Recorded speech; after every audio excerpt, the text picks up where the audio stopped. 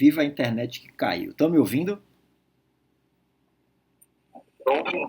Pronto, Sim, eu vou derrubar a câmera aqui para não pesar na conexão, tá, eu vou tirar também.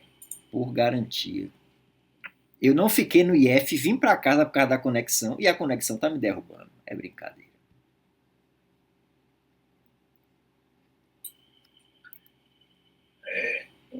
William, deixa eu te perguntar uma Oi, coisa. diga.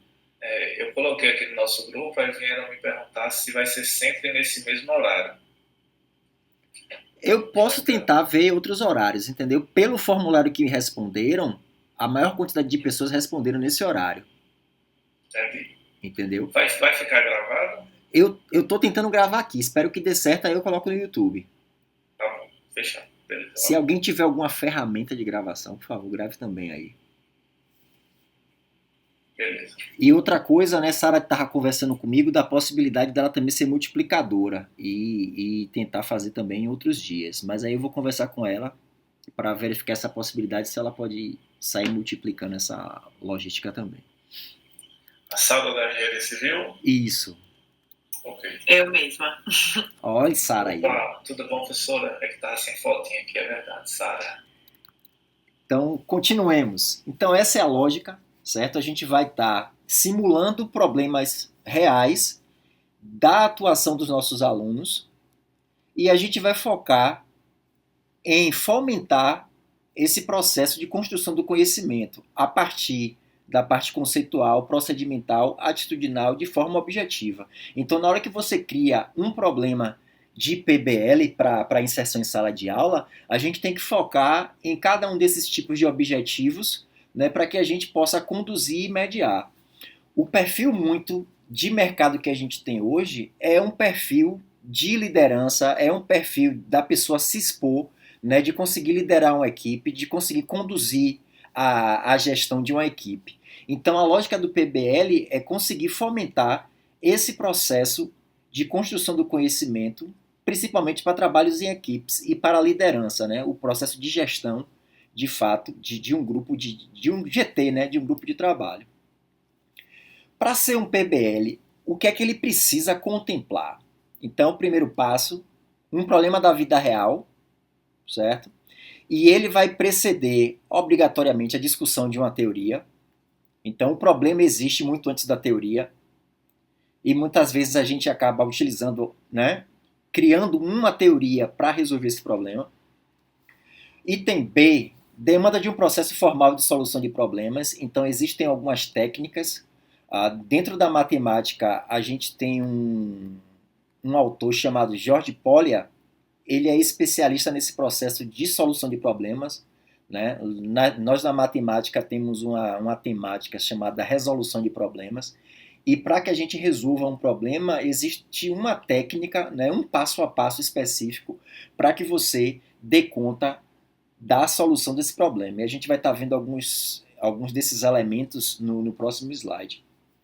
A resolução do problema envolve o trabalho dos alunos em grupo. Então, não adianta você pegar um problema e colocar para que os alunos resolvam de forma individual. Isso não é PBL. A lógica do PBL é que você tenha um grupo e que você, dentro desse grupo, estabeleça funções, que daqui a pouco a gente vai discutir que funções são essas, para que a gente fomente aquela lógica daqueles objetivos lá, do conceitual, procedimental, Carol, atitudinal.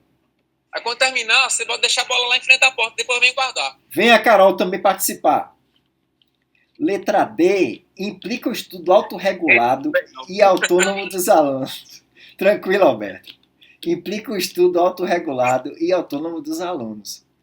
Então vocês vão ver que durante as reuniões a gente solicita alguns momentos de estudo individuais. E esses estudos individuais, cada aluno daquele grupo ele vai ter responsabilidade sobre algum dos temas. E esse processo é um processo autorregulado com feedback, tanto dos próprios alunos quanto do professor, e ele também vai ter que ter aquela autonomia, porque se você passa uma tarefa para aquele aluno e a equipe demanda daquele conhecimento, se ele não consegue, né, destrinchar aquilo ali, no próximo encontro da equipe vai ficar um conhecimento faltando. Então ele vai ter que ter essa responsabilidade aí para conseguir dar conta né, desse processo.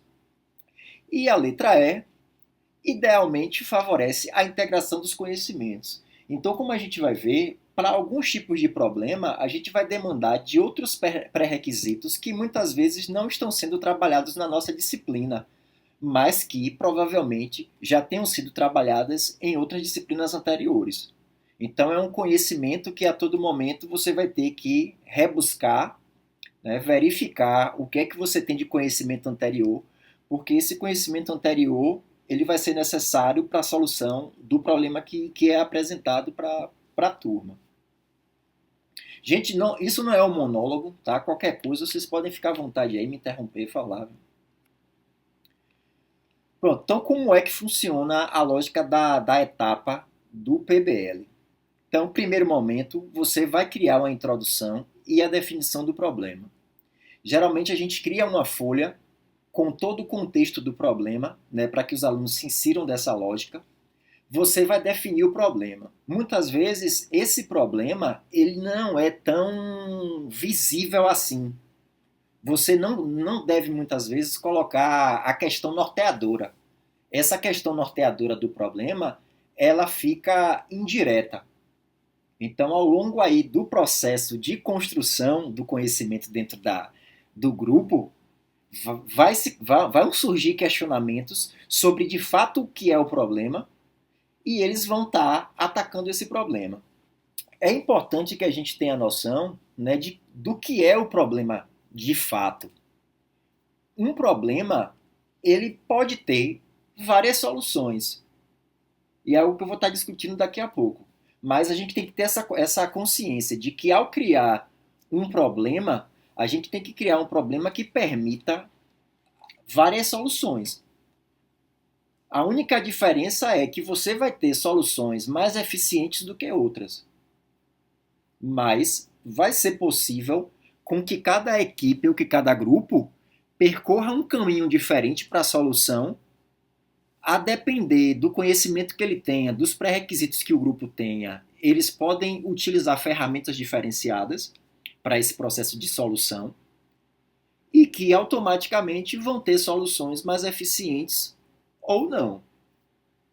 E como o meu professor dizia, geralmente a melhor solução é aquela solução que a gente consegue unir elementos de todas as equipes e a gente consegue, né, juntar esses elementos e criar a melhor solução possível. Então, geralmente, quando a gente aplica um PBL, no dia da apresentação das equipes, o professor acaba conduzindo isso, né, direcionando o que de melhor cada equipe conseguiu produzir em prol da melhor solução, daquela solução que seja a solução mais viável para aquele contexto.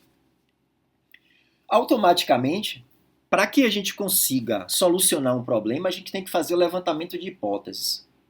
Então, esse é o primeiro contato que os alunos têm no levantamento de hipóteses, para que a gente consiga identificar os motivos e identificar as possíveis soluções.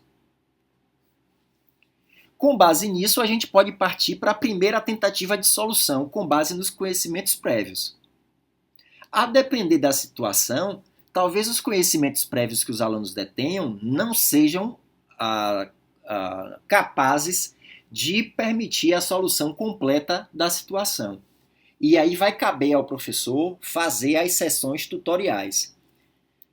Como o professor ele vai estar atento ao processo de condução das equipes, daqui a pouco eu vou explicar para vocês como é que isso funciona, o professor vai saber quais são os conhecimentos que a equipe tem e quais são aqueles conhecimentos necessários.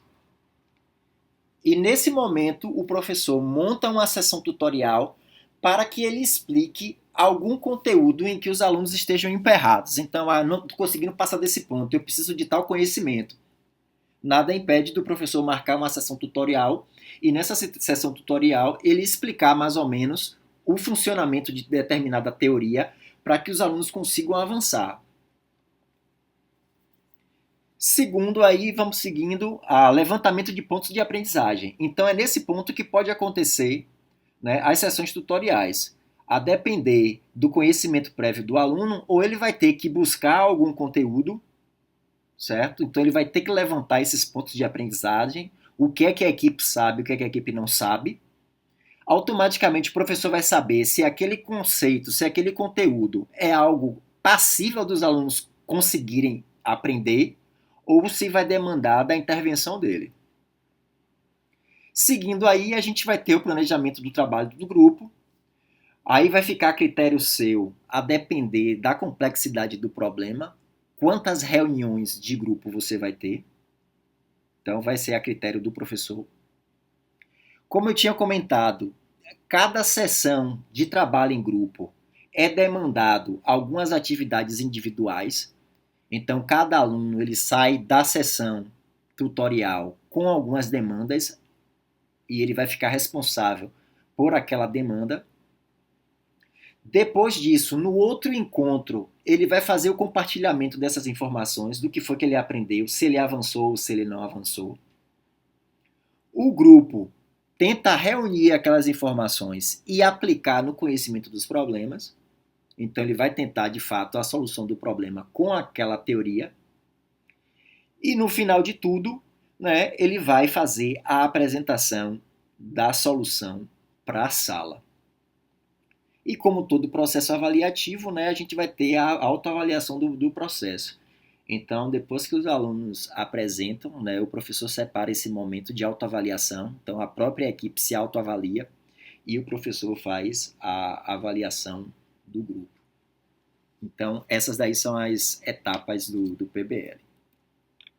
Então, como eu tinha comentado antes, né, então um bom problema, ele permite diversas soluções, mas é claro que existem soluções mais eficientes, né? Ou que satisfazem algum requisito de forma melhor. E outra coisa importante, né? Um problema tem que ser algo similar ao real ou um problema de fato real. E que a gente, de certa forma, fuja da ficção. Certo? Então tem que ser um problema contextualizado, né? Como a gente pode dizer. Seguindo, como é a lógica de aplicação do PBL? Então, esse é o ponto-chave aí da apresentação da gente. Para aplicar um PBL, geralmente a gente reúne grupos em torno de 6 a 8 pessoas. Nesse grupo de 6 a 8 pessoas, você vai separar, ou eles entre si vão determinar quem vai ser o auxiliar de quadro. Então, geralmente o auxiliar de quadro, ele fica fazendo todas as anotações durante a discussão do grupo no quadro, para que todos os alunos consigam ter acesso ao que está sendo discutido. Porque como o primeiro momento é aquele momento de levantamento de hipóteses, então de fato é um brainstorming e vão surgir diversas informações. Então, para que essas informações não sejam perdidas, então tudo o auxiliar de quadro vai anotando no quadro, e depois essas ideias vão sendo lapidadas. A outra função importante dentro do grupo é a função do secretário. Esse secretário ele vai fazer a ata da reunião para que no próximo encontro ele leia, né, a ata do encontro anterior, porque muitas vezes no afã a gente esquece das coisas que foram discutidas na reunião anterior. Então, cabe ao secretário fazer essa ata, registrando as informações da reunião. Vocês vão ver que daqui a pouco tem uma tabela de orientação para preenchimento. Então, é o secretário que faz o preenchimento dessas tabelas e faz o preenchimento dos checklists.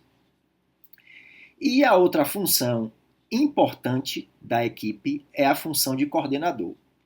Esse coordenador ele vai liderar o grupo, vai estimular a discussão, vai manter a dinâmica da discussão, vai administrar o tempo e vai assegurar o cumprimento das tarefas individuais.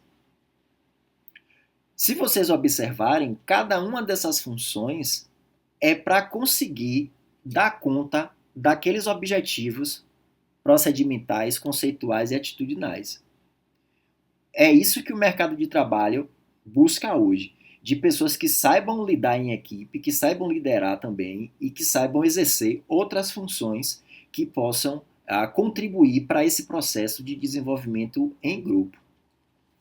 A expectativa no PBL é que a cada nova reunião você sorteie ou eles entre si escolham quem vai estar em cada uma dessas funções. a lógica é que haja essa mudança para que você possa fomentar essa competência nos outros alunos. Então, todos vão ter que passar, pelo menos a maioria deles, vai ter que passar, né, ciclicamente por cada uma dessas funções, para que a gente possa capacitá-los a lidar com esse posicionamento dentro de um grupo de trabalho. Então, como está ali no bloquinho azul, né, cada reunião as funções devem ser alteradas. Então, cada aluno do grupo tem que assumir uma respectiva função em uma das reuniões do PBL. Juntamente com o grupo, observe que a professora está ali atenta a tudo que está acontecendo. Então, dentro do PBL, também é importante que o professor esteja atento à discussão do PBL. Porque no final da reunião, o professor ou a professora precisa passar um feedback sobre o andamento dos trabalhos. O tutor, né, que é a função que o professor tem, ele precisa sinalizar, dar um feedback do andamento da turma, se eles estão caminhando para a solução do problema ou não, e até mesmo da função das pessoas dentro do grupo. Então, por exemplo, se o aluno A ele não coordenou legal, ele não conseguiu manter a dinâmica do grupo, no final da sessão, o professor precisa dizer, olha fulano, você tem que melhorar em tal função, existiu tal coisa que você perdeu a capacidade de liderança do grupo, você precisava fazer tal e tal coisa. A mesma coisa dentro do grupo de PBL, todos os alunos precisam se expor e dar ideias. Se você tem um aluno que ele ficou muito tempo calado, então cabe ao professor dizer, olha, você, fulano, você vai precisar se expor também um pouco mais. Você precisa contribuir mais com sua equipe em prol da solução do problema. Então, além dessa questão conceitual, o professor tem que estar lidando com essa questão das habilidades e das competências dos alunos. Porque a lógica é muito além da questão conceitual, da questão conteudista, a gente está gerindo ali a relação entre elementos num grupo. E a gente vai estar fomentando essas habilidades e competências para que na vivência real, lá na hora que ele tiver que gerir uma equipe, ele vai estar tendo esse contato.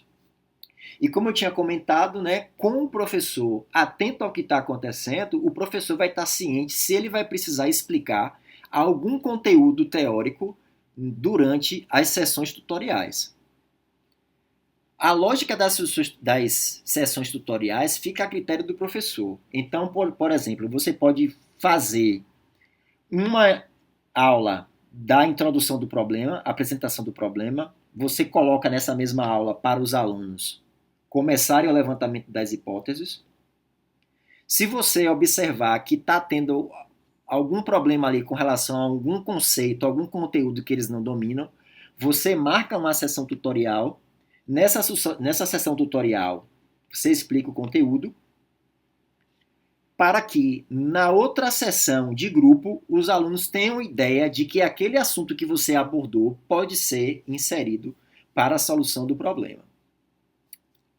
Isso aí vai ficar a cargo do professor identificar, mediante a complexidade do problema ou não, quantos encontros serão necessários. Geralmente, nos encontros que eu faço e nos encontros que eu participei como aluno de PBL, geralmente a gente faz 3 encontros, certo? Com 3 encontros, são 3 encontros e geralmente 2 ou 3 sessões tutoriais. Aí vai demandar, né, a partir do que vocês verem na lógica de aplicação. Qual é o pepino da história? Como é que a gente divide as equipes de forma com que o professor tenha acesso a todas as equipes? Se você colocar as equipes todas para trabalharem ao mesmo momento, já é um complicador, certo? Porque você não consegue ficar atento ao andamento de todas as equipes. Com 3 equipes, você ainda consegue ficar atento ao que acontece. Com mais equipes, já fica mais complexo. Você ficar atento a tudo que está acontecendo de discussão em todos os grupos. Quando eu apliquei PBL na turma de estatística, eu separei os grupos por horários. Então, a cada meia hora vinha um grupo para a sessão tutorial. Então, reuni o grupo, meia hora, então a gente tem de 8h30 até 9 horas, eu vou tutoriar aquele grupo. De 9 até 9h30, que é a outra meia hora, entra o segundo grupo e eu vou tutoriar aquele grupo. Então, eu apliquei o PBL dessa forma, para que eu tivesse, né, total atenção ao grupo, para que eu pudesse visualizar quais as dificuldades deles, até para que eu pudesse dar um feedback coerente com aquilo que eles precisavam e conseguir também orientá-los durante esse momento aí de feedback deles, certo? Então, eu optei por fazer a separação dos grupos por horários. Vamos seguir aqui, daqui a pouco eu explico como foi que eu apliquei melhor essa lógica lá na estatística.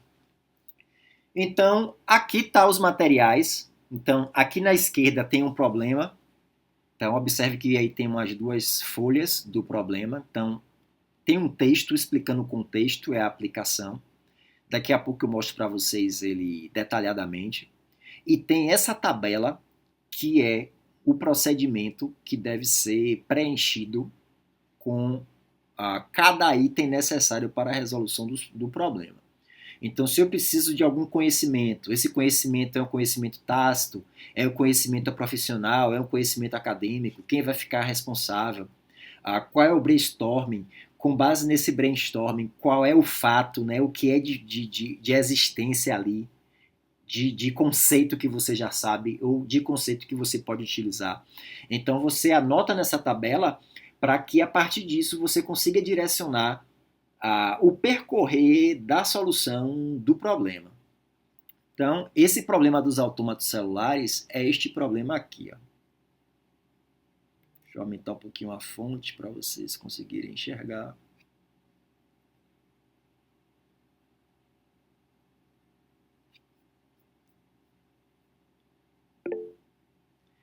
Sim, Leandro, eu posso mandar por e-mail para vocês, sem problema nenhum. Esse problema aqui é um problema que eu tive acesso no mestrado. É um problema que envolve algoritmos, máquina de Turing, autômatos celulares, fractais, evolução e seleção cumulativa. Então, observe que aqui tem toda a teoria, né? Todo o contexto de como surgiu essa lógica de autômatos celulares. Aqui tem uma regra, né? CAR 90, para a gente da matemática, isso aqui é o chamado triângulo de Sierpinski, que é um fractal. Juntamente, esse conceito ele é trabalhado na evolução de seres. Então, observe, né, que aí a gente tem uma concha. Observe que esses triângulos na concha são esses triângulos aqui do fractal. Analisando a teoria da evolução, esses fractais surgem a partir da evolução dos seres vivos, né? Então aqui já é outra evolução daquele triângulo lá. E o que é que a gente tinha que fazer no problema? Como programar a máquina de Turing? Como é que a gente vai usar essa regra de evolução? E quais são os biomorfos nos modelos evolutivos? Eu não vou ler aqui o contexto, certo? Depois vocês vão ter acesso aí. E aqui tem os produtos finais, o que era necessário para os alunos apresentarem. Então a gente teve que programar a máquina de Turing. O pessoal aí de controle e automação e o pessoal da computação deve ter ideia. Então a gente pegou a máquina de Turing do zero para aprender a programar a máquina de Turing. E com base na máquina de Turing, a gente tinha que fazer esse processo evolutivo das espécies. Então a gente fez isso daí. O problema da gente era conseguir representar a máquina de Turing, refazer o que Turing tinha feito e conseguir fazer a evolução dos benditos autômatos celulares para ver a evolução dos seres vivos. E aqui automaticamente, né, você tem a parte de bibliografia para que os alunos possam percorrer a parte de teoria para a resolução do problema. Então, é nesse contexto, né, que a gente aplica o PBL. Então, tem um contexto, né, para mostrar à turma qual é a importância disso, né, bem como o processo, né, de solução para o problema. Vamos seguir aqui em frente. Então, essa tabela, deixa eu abrir aqui ela para mostrar para vocês o detalhamento desta tabela. Deixa eu derrubar aqui.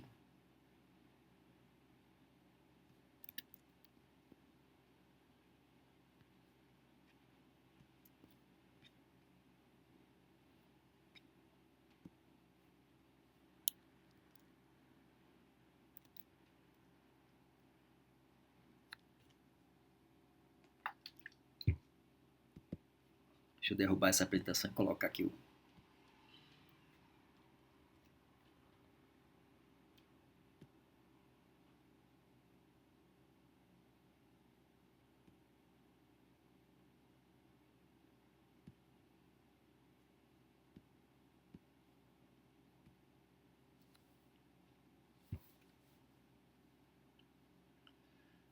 Deixa eu carregar.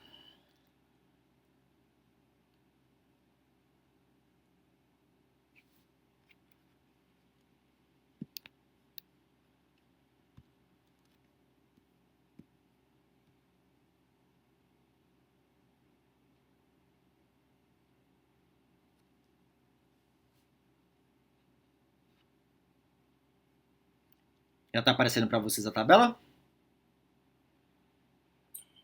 Não. Peraí, deixa eu derrubar novamente aqui.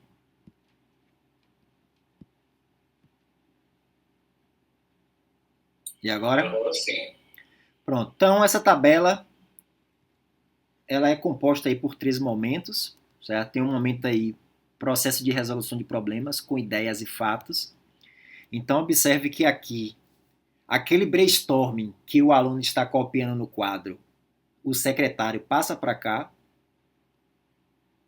Então, por exemplo, naquele problema do autômato, né, os membros da equipe devem compartilhar o entendimento individual sobre a leitura do capítulo 9 do livro.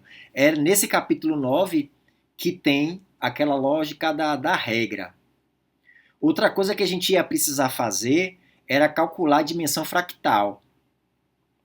Outra coisa que a gente ia precisar fazer era o pseudocódigo da máquina de Turing.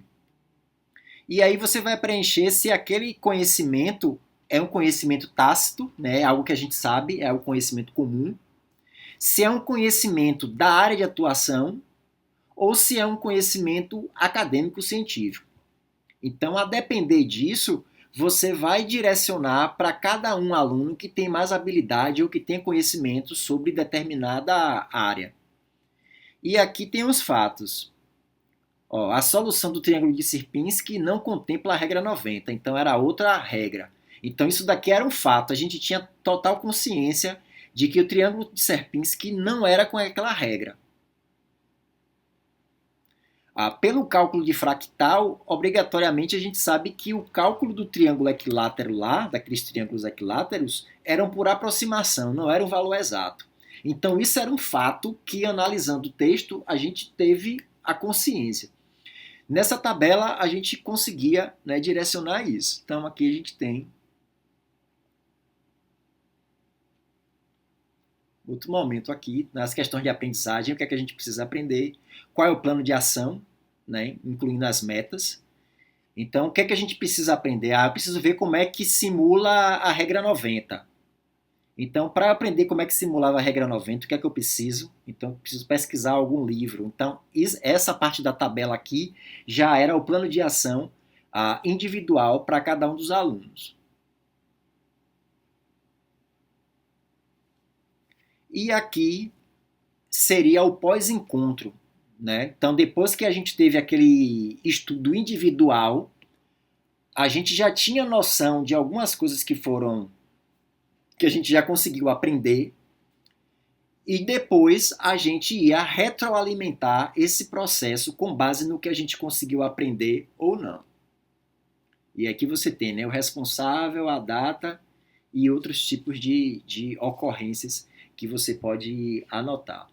Então, o PBL acaba sendo um processo de retroalimentação, né, onde você aprende em grupo, aprende de forma individual, traz esses conhecimentos para a equipe e a partir disso a gente vai ver se aquela aprendizagem atende ao que a gente precisa ou se a gente precisa aprender mais coisas.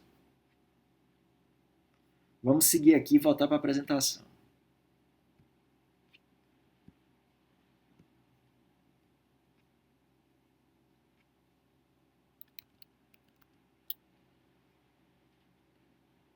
Pronto, e aí eu vou comentar para vocês como foi que eu fiz essa aplicação lá da estatística no curso da Beca, certo? E aí a gente vai comentando e eu vou mostrar para vocês o que eu fiz de interessante aí para vocês. Então, quando eu estava ministrando estatística no curso de Beca, a lógica foi trabalhar o PBL. Como foi que eu fiz? Eu deixei o PBL para a terceira unidade, o terceiro bimestre. Então, o terceiro bimestre foi praticamente só PBL. Eles se reuniam e eu fazia as sessões tutoriais, porque alguns conceitos a gente não tinha visto antes, e aí ao longo dos processos, né, de construção que eles emperravam, que eles não conseguiam avançar, eu parava e ministrava um determinado conteúdo para que eles conseguissem avançar. Como esse PBL foi no terceiro trimestre, eu tive que puxar grande parte dos conteúdos para o primeiro e para o segundo, já que o terceiro o foco seria mais PBL. Então, todos os conceitos que eles utilizaram para resolver esse problema, praticamente a maior parte deles foi trabalhado, né, no primeiro e no segundo bimestre. Eu tive que fazer essa, né, separação aí, tive que remodelar a disciplina para poder contemplar o PBL. E depois dessa aplicação, eu consegui aí fazer essa submissão em um periódico, foi aprovado, porque essas práticas de PBL, né, servem de referência para o corpo docente de outras instituições, né? Então a gente acaba conseguindo as submissões serem aprovadas tranquilamente. Então vamos lá. Qual era o contexto do problema para o meu grupinho de estatística de automação ou de controle e automação? Vocês fazem parte do setor de qualidade de uma empresa que faz manutenção em peças, que são componentes eletrônicos. Diz, Leonardo. Mas só para a gente entender o contexto, quantos alunos iam? Minha turma de estatística tinha em torno de 25 alunos. Boa, beleza. Certo? Que é uma turma de início, né? Ainda estão ali no quarto ou no quinto semestre. A disciplina acaba não tendo tantos pré-requisitos, então ainda vai uma quantidade grande de alunos. Então vamos lá, eles são do setor de qualidade da empresa, a empresa faz manutenção de peças que são componentes eletrônicos. A empresa tem recebido constantes reclamações sobre a demora no tempo de entrega das peças que são consertadas. Por este motivo, vocês devem investigar se essas reclamações são procedentes e, sendo procedentes, propor intervenções de melhoria. Então, esse é o contexto do problema. Para aqueles que não conhecem, dentro desse ramo industrial, existe uma metodologia chamada Six Sigma. Essa metodologia ela busca identificar os gargalos dentro do processo de produção. Então, a lógica é que a gente identifique que gargalo é esse e que a gente proponha intervenções. Então, o meu contexto de problema para os meninos é como se eles fizessem parte dessa equipe e eles vão ter que identificar onde é que está o gargalo e supor, né, possíveis hipóteses para esses atrasos estarem acontecendo, se de fato isso for procedente ou não, e propor as intervenções lá. E a única coisa que eu forneci para os alunos foi essa tabela. Essa tabela é de uma empresa real, certo? É um colega meu que trabalha na área, ele me forneceu essa tabela. Essa tabela tem a data da entrada da peça e a data da saída, o tipo de serviço, manutenção e o regime. A empresa ela recebia as peças e a pessoa que recebia as peças colocava um status. se aquela peça deveria ser devolvida num prazo normal, num prazo de urgência ou num prazo de emergência. Lembrando, né, emergência é maior prioridade que urgência e urgência é de maior prioridade do que o atendimento normal. Cada uma das equipes ficou com 1 ano, então essa equipe aí ficou com 1 ano em 2013. Apesar de estar invertido aí, tá? Aí é 2/1, certo? 2 de janeiro de 2013. Essa planilha vai do início de janeiro até dezembro e cada uma dessas planilhas aí tem em torno de 5.000 linhas. E o problema é eles vão ter que se virar aí para resolver. Então, com base nas ferramentas de estatística, eles teriam que identificar se isso é procedente ou não procedente. E aí eles foram para o processo de investigação. Então, se eu tenho data de entrada e data de saída, eu consigo determinar quantos dias, né, a peça ficou lá. Se o nosso objetivo é identificar essa lógica das reclamações, no tempo de demora, né, para o conserto das peças, eles começaram a investigar e começaram a utilizar ferramentas estatísticas. Então, construíram tabela de frequência, analisaram o desvio padrão para saber qual a quantidade de peças que estava fugindo do desvio, analisaram média, moda e mediana para saber quais são as medidas de tendência, pesquisaram os quartis, porque com quartis a gente constrói aquele blockspot para fazer análise. Fez análise de assimetria e curtose para ver o comportamento da curva.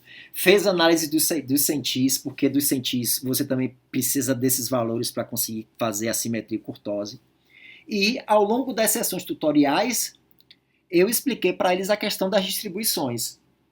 E essa distribuição normal, por exemplo, ele permite calcular a probabilidade de uma determinada peça demorar mais tempo que o permitido. Então, aí nessa questão, por exemplo, né, qual a probabilidade de uma peça do regime de emergência ficar mais do que 20 dias no conserto? Então, eles viram que a peça de emergência, pela média, não poderia ficar mais que 20 dias. E aí eles usam a técnica de distribuição normal para calcular a probabilidade desse evento acontecer. E aí, como vocês podem ver, ó, é 28% de probabilidade de uma peça em status de emergência ficar no conserto. Então, é uma probabilidade alta desse evento acontecer. Então, ao longo aí do processo, eles conseguem identificar que, de fato, as reclamações são procedentes. Pelo menos nesse ano de 2013. Né? As reclamações, de fato, eram procedentes. Se as reclamações são procedentes, o que é que a gente vai fazer de intervenção? A gente pode ver aquele método do PDCA e a gente pode fazer o levantamento de diagrama de causa e efeito. Isso daí não é um conteúdo de estatística, mas como eu vi que eles tendenciaram para isso, eu tive que me adentrar nessa discussão também. Então, gente, vamos aprender aqui como é que funciona o diagrama de Ishikawa. Vamos ver aqui, ó, quais são os elementos primários e secundários que podem estar, né, impactando nesse processo. E aqui eles apresentam, né, as análises e apresentam também as possíveis hipóteses e prováveis intervenções para que essa fábrica aí, né, de manutenção, ela possa melhorar, né, os procedimentos para que as peças de fato fiquem no padrão, né, de tempo para conserto. Então, essa foi a aplicação de PBL que eu fiz, né, dentro lá da estatística. E aí eu trago para o contexto da gente. Né, dentro do contexto da gente, o que a gente poderia pegar de problemas reais para aplicações? Então, pesquisando, né, nada melhor do que a gente, para o pessoal da área de civil aí, ó, balneabilidade do açude grande. E aí eu estava pesquisando, me deparei com a dissertação, né, e com a tese de Theo. Theo está aí na sessão. Theo faz essa análise, né, de algumas coisas, né, com relação aí à balneabilidade. Aí a gente poderia pegar esse estudo de Theo e inserir também dentro da sala, como um pré-requisito de conhecimento teórico para que os alunos de civil pudessem fazer essa análise da balneabilidade. E aí, qual seria o problema, William? Ó, então, imagine Cajazeiras com seu açude, conhecido como Leblon. Qual seria a intervenção que a gente poderia fazer para explorar melhor o ambiente do açude? Então, como melhorar a balneabilidade do açude? Então, os alunos de engenharia civil poderiam criar um planejamento, né, uma proposta de intervenção para melhorar a balneabilidade do açude. Então, isso seria um problema real que poderia ser adotado por algum professor lá da engenharia civil em uma determinada disciplina. Outro problema. Quem passeia em Cajazeiras já viu essa árvore ali, perto da Defensoria Pública. A árvore está no meio da pista, então, como vocês podem ver ali, né, ela toma metade de uma das pistas, e isso em horário de pico gera transtorno, né, porque só consegue passar um carro. E aí, qual o problema? Remove a árvore, não remove a árvore? Como é que a gente solucionaria isso daí, né, na engenharia de transportes? Como é que a gente poderia solucionar isso? Fecharia uma das mãos? Então, observe que esse problema ele permite várias soluções, certo? Arranca a árvore, não arranca a árvore, fecha um lado, não fecha. Então, você tem essa possibilidade. A depender do conhecimento prévio e da criatividade dos alunos, a gente vai ter soluções diferentes para determinado tipo de problema. Mas aí o pessoal de civil, Sara tinha pedido alguma coisa lá de estrutura e estabilidade. Então você tem aí, dois problemas. Então, tem aí a estrutura em balanço. Uma tem mais peso, a outra tem menos peso. Para isso ser viável, né, como é que deveria ser a estrutura? Vai aumentar a inércia? Vai fazer a viga ali cruzada? Então, é o mesmo esquema, né? Ele permite várias soluções possíveis, mas nem todas são viáveis. Né? E eu estava vendo o cara discutindo que se você aumentar ali o momento de inércia, não vai poder ter porta em um dos ambientes. Então, é uma solução, mas não é uma solução viável, né? A não ser que você queira que o ambiente fique sem porta, né? Para aumentar o momento de inércia. Então, é outro tipo de problema que pode ser utilizado por nós. Aproveitando, né, que vocês preencheram lá aquela tabela, né, informando quais as disciplinas que vocês estão lecionando e quais têm maior dificuldade para poder contextualizar, eu aproveitei do DeepSeek para ele me ajudar a criar alguns tipos de soluções problemas para vocês. Então eu vou compartilhar com vocês o que eu fiz aqui com o DeepSeek. Então deixa eu dar um zoom aqui para vocês poderem enxergar melhor. Então, William, não tenho habilidade em criar o problema. O que é que eu posso fazer?